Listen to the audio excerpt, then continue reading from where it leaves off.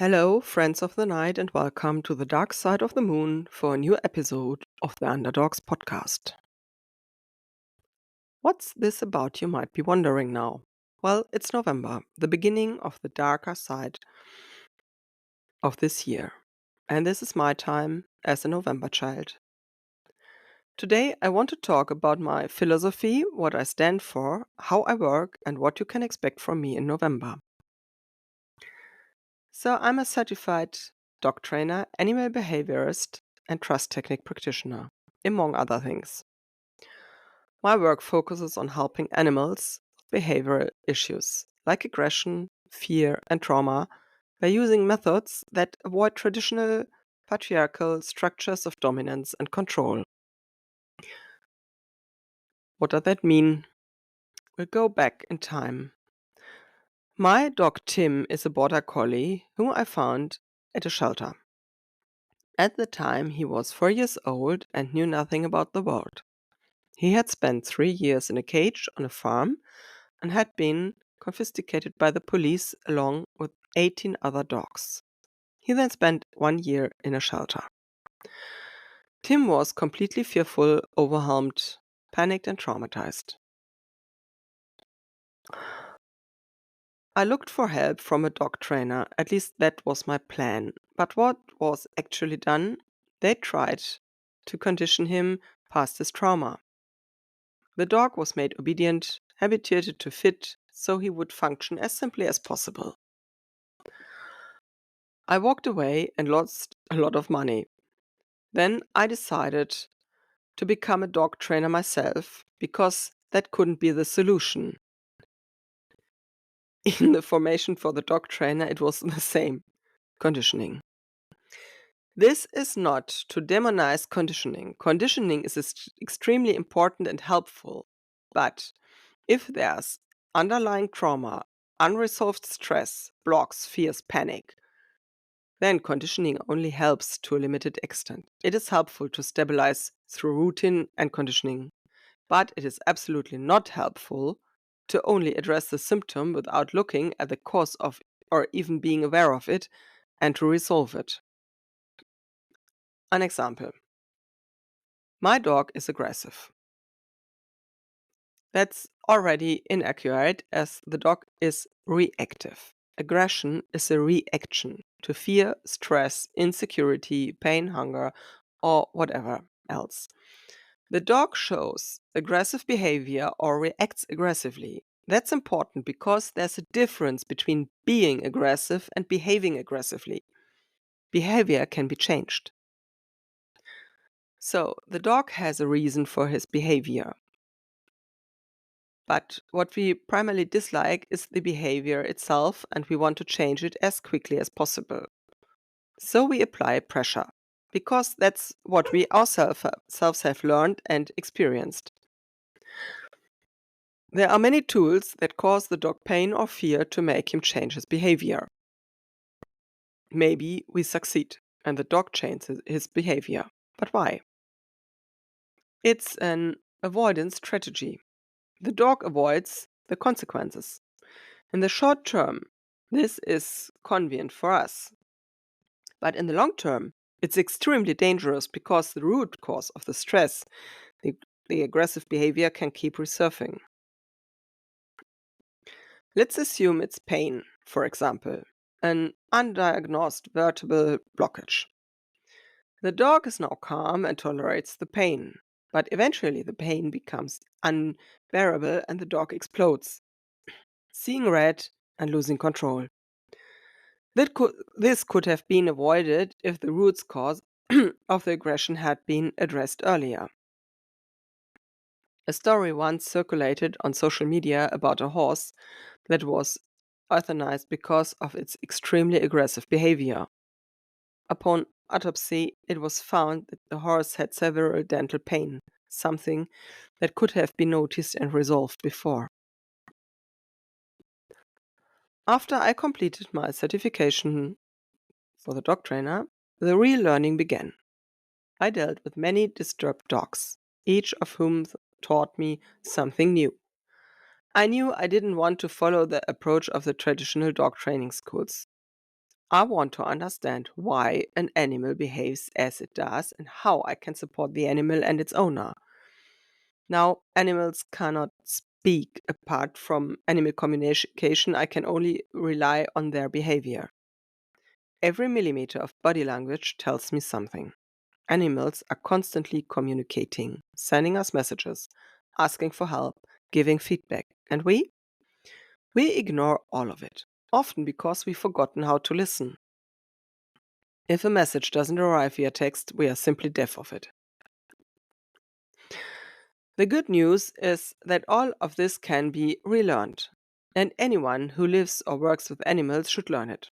Now, not just body language, but also active listening, mindfulness, and presence. These skills also help in dealing with and communication with other humans. I recommend my mini course, The Confident Dog, linked below, where I explain the basics of dog behavior simply and preciously. So, what exactly do I do? You've probably heard of yin and yang, black and white, day and night, light and dark, sunshine and shadow, rock and water, inside and outside. It also includes structure and chaos. Structure is rational, training, obedience, discipline, conditioning. Chaos also includes shadows, such as emotions and feelings, fear, insecurity, and trauma. You might already notice structure is above ground in the light. Chaos is in the basement. It's in the subconsciousness. What I love about yin and yang is that they always complement each other. And when we reach balance, we achieve harmony. One cannot exist without the other. Where there's light, there's also shadow. Water flows around the rocks. The rocks hold the water, giving chaos a structure. If there is too much water, chaos breaks out. For me and my dog, this means if I don't clear up the basement, I can't perform on the dog field. If there's chaos in my subconsciousness, in my emotions and feelings, and I'm overwhelmed by them, I cannot think clearly, make wise decisions, or have positive experiences. If I place too much emphasis on performance on the dog field, focusing only on drills to be the best, but ignore my dog's feelings and my own, then chaos will find its way out. It's about harmony, the balance of both aspects. Personally, I don't care what you want to do with your dog or horse in the end. Whether you want to chill on the beach, compete in the Olympics, or do flyboard or agility, I'm not the right person for that. I can't help you there. I'm underneath it all, behind it, inside, where few people like to look. I go into the basement, into the chaos, to the shadows and demons. I bring light to the darkness and make sure that you both can perform again on the dog field, whatever it is you have planned. So many clients come to me because they think they have to euthanize their dog because of his behavior. There is a lot of pain. A lot has gone wrong. Often these are rescue dogs, and the people who are trying to fix what others have messed up are not to blame, but want to find solutions, especially for the dog. Traditional dog training hasn't helped them, and the dog is considered beyond treatment and untrainable. But classic training is to 90% structure, rational, functional. It often cannot reach stress, fear, and emotions. It can bring order and structure to daily life, and this is very important. But I also have to find and resolve the root cause of the problem. If I only try to suppress a behavior, it will only get stronger and keep coming back. That's why I work in the chaos, where I resolve entanglements, blockages, and traumas. This isn't some esoteric mumbo jumbo. Of course, I use energetic methods. They are helpful, but rarely the sole solution. I can't socialize a reactive dog through animal communication only. It requires very practical, everyday skills, routine, and self confidence. Just as structure is needed, so is physiological and therapeutic work needed. Listening to the animal, letting the animal speak, respect, recognition, appreciation, acceptance in a very practical way.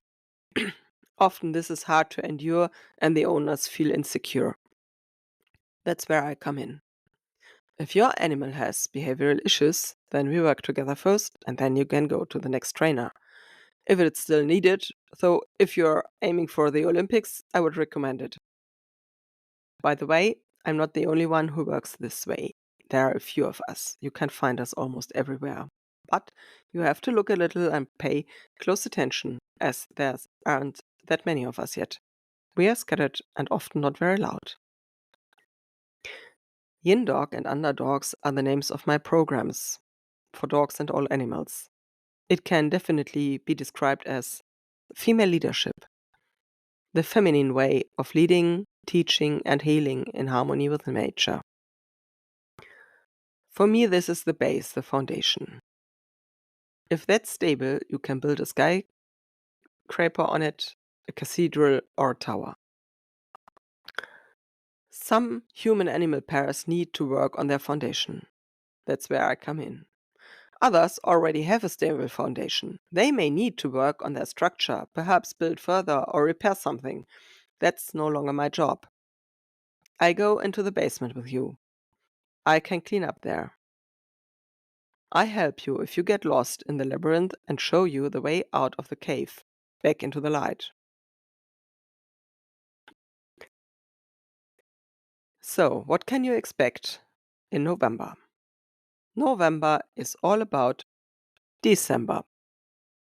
This week, we will engage with the darkness. Stress, fear, and depression are not uncommon amidst the holiday bustle around Christmas. People and animals suffer from it. So, over the next few weeks, the focus will be on the following topics: stress and depression, family gatherings, guests are coming, you want to travel, bothering your pet to a pension, food and plants.